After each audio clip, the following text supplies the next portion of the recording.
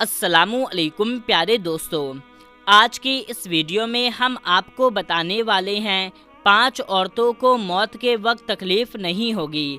ऐसी 5 औरतें जिनको मौत के वक्त थोड़ी सी भी तकलीफ़ नहीं होगी, वो खुश नसीब 5 औरतें कौन सी है। तो ये जानने के लिए आप इस वीडियो को पूरा ज़रूर से देखें। ख़ास करके आज की इस वीडियो को औरतें ज़रूर से देखें। नज़ा के वक्त मुसलमानों को जो तकलीफ़ होती है उस पर अल्लाह रब्बुल इज़्ज़त की जानिब से नेकियां अता की जाती है।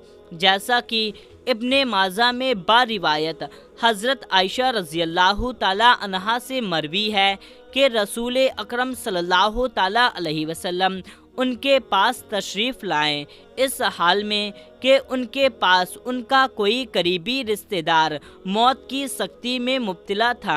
तो रसूल अकरम सल्लल्लाहु ताला अलैहि वसल्लम ने मुशाहिदा फरमा करके हज़रत आयशा रज़ियल्लाहु ताला अन्हा से ये फरमाया कि अपने रिश्तेदार पर गमगीन ना हो, इसलिए कि ये उसकी नेकियां हैं। हज़रत आयशा रज़ियल्लाहु ताला अन्हो से ही इस मजमून की रिवायत है कि जब से नबी पाक सल्लल्लाहु ताला अलैहि वसल्लम की वफ़ात की तकलीफ़ मैंने देखी, अब मैं किसी मुसलमान मैयत की हालत नज़ा की तकलीफ़ को उसके हक़ में बुरा नहीं समझती।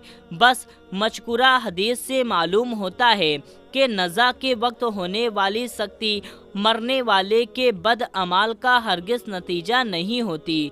मुसलमान के हक़ में उस पर अज़्र सवाब का और गुनाहों की माफ़ी की भी उम्मीद रखनी चाहिए। मेरे प्यारे दोस्तों, 5 औरतों को मरते वक्त तकलीफ़ नहीं होगी। हज़रत उस्मान गनी रज़ियल्लाहु ताला अन्हो से फरमाते हैं, दुनिया में 5 लोग ऐसे हैं जिनको मरते वक्त तकलीफ़ नहीं होगी, उनकी रूह आसानी से निकाली जाएगी। हालत नज़ा में इंसान की आधी रूह अंदर होती है और आधी रूह बाहर होती है और बंदा तकलीफ़ में होता है।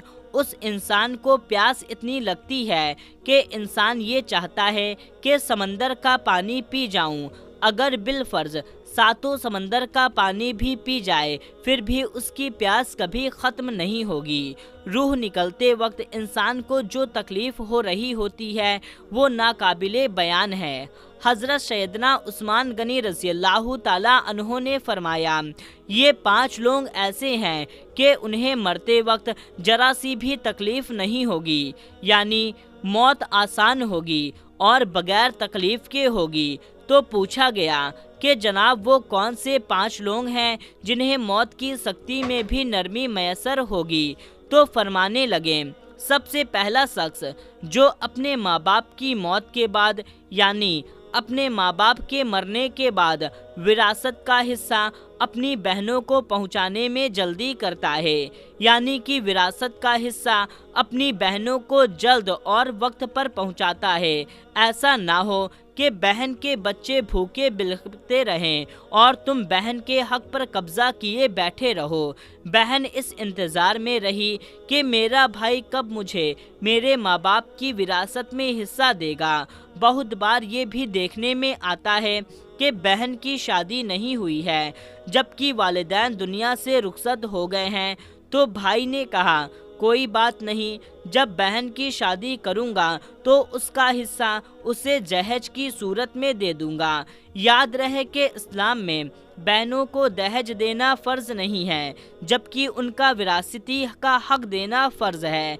दरअसल औरतों को जहेज देना यहूदियों की रस्म है, इस्लाम इसकी तरगीब नहीं देता, लेकिन इस्लाम में औरत का विरासती हिस्सा देना फ़र्ज़ है। वाज़े रहे कि वालिदैन के तरका में जिस तरह उनकी नारीना औलाद का हक हिस्सा होता है, इसी तरह बेटियों का भी इसमें सरई हक और हिस्सा होता है।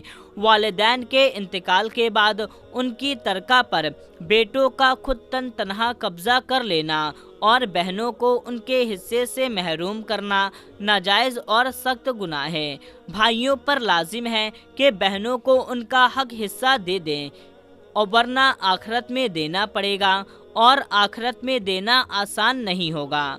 حدیث مبارکہ میں اس پر بڑی وعید آئی ہے کہ حضرت سعید بن زید رضی اللہ تعالیٰ عنہ فرماتے ہیں کہ نبی پاک صلی اللہ تعالیٰ علیہ وسلم نے فرمایا، جو شخص کسی کی بالستہ بھر زمین بھی اجہر ظلم لے گا، قیامت کے دن ساتوں زمینوں میں سے اتنی ہی زمین اس کے گلے میں توق پر ڈال دی جائے گی۔ اور ایک حدیث مبارکہ میں ہے کہ حضرت انس رضی اللہ تعالیٰ عنہ فرماتے ہیں کہ نبی پاک صلی اللہ تعالیٰ علیہ وسلم نے فرمایا، جو شخص اپنے وارث کی معراج کاٹے گا، یعنی کہ اس کا حصہ نہیں دے گا، تو اللہ تعالیٰ قیامت کے دن اس کا جنت کی معراج کاٹ لے گا۔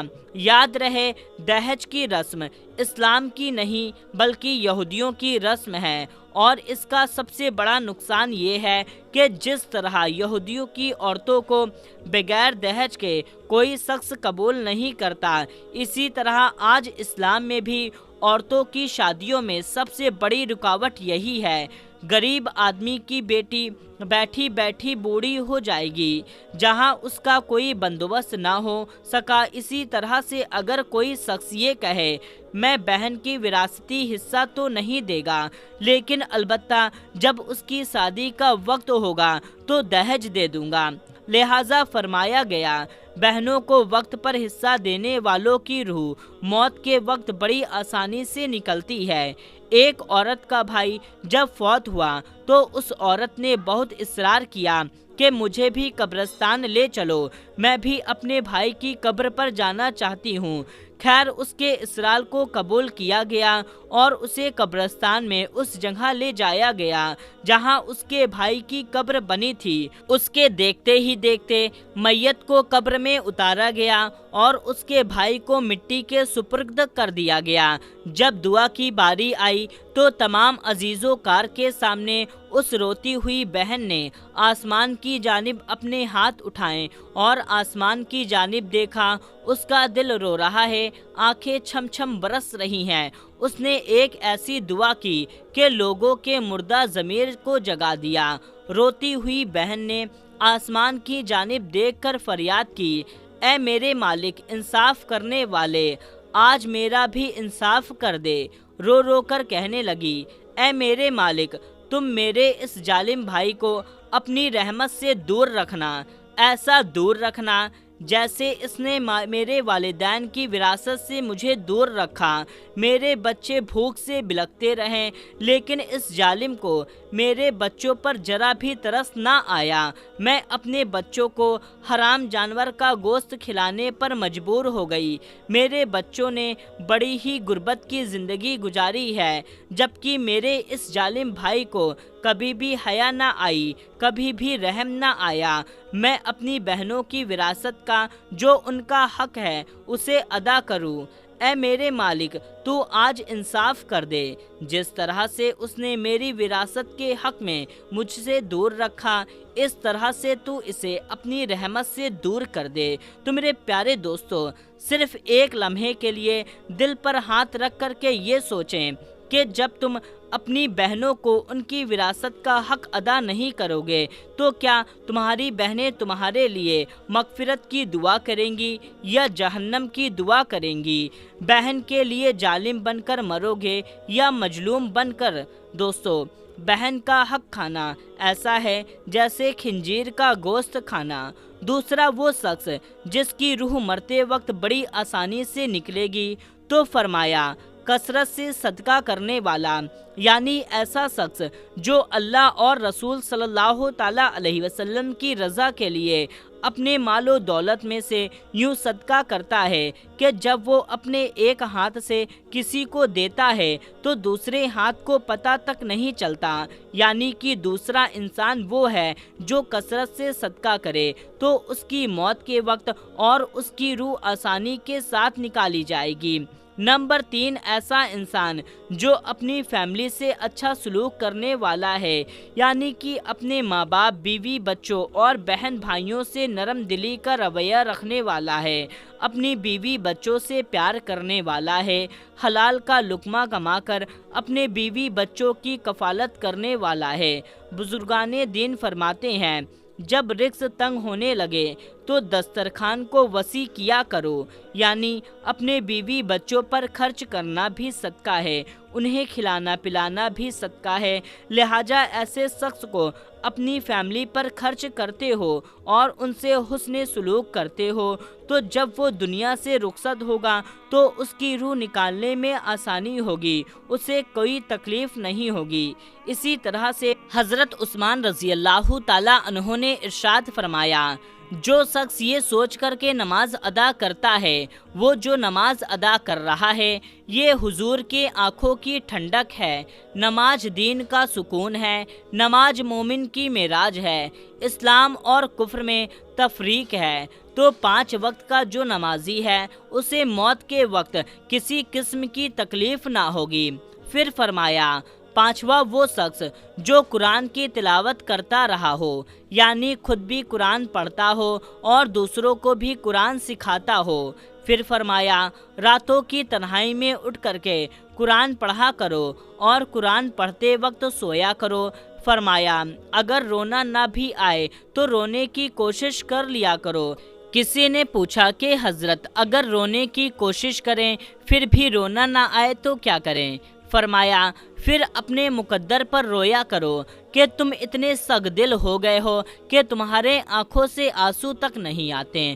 تو میرے پیارے دوستو، یہ ایسے 5 لوگ ہیں جن کو موت کے وقت تکلیف نہیں ہوگی، یعنی کہ ان کی روح کو اتنے پیار سے نکالا جائے گا کہ ان کو ذرہ برابر بھی تکلیف نہیں ہوگی۔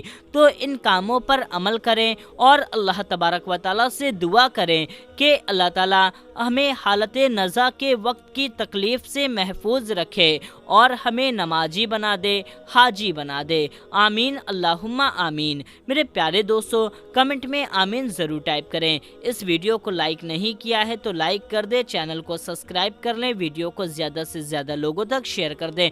ملتے ہیں تب تک کے لیے، اللہ حافظ۔